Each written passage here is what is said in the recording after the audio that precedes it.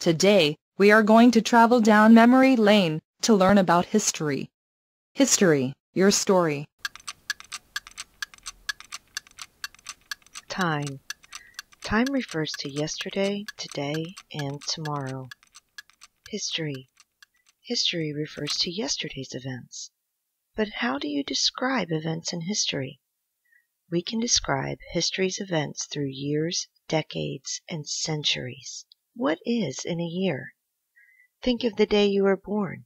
Let's say it was January 1st, 2000. Let's count 24 hours.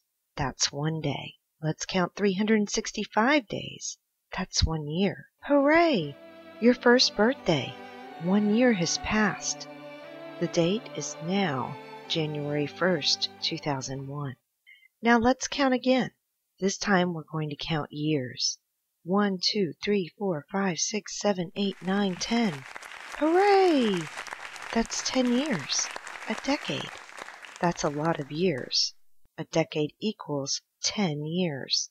Let's count again. This time we're going to count decades. Remember that a decade equals 10 years. 1, 2, 3, 4, 5, 6, 7, 8, 9, 10. Hooray! That's called a century. A century equals 10 decades, which is equal to 100 years. What can happen in 1 year? What can happen in a decade? What can happen in a century? You see, boys and girls, history is a story of people and how they lived.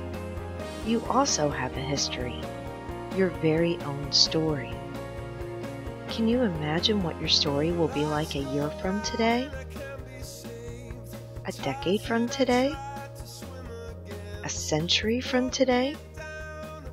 The possibilities are endless. Believe, the sky is the limit.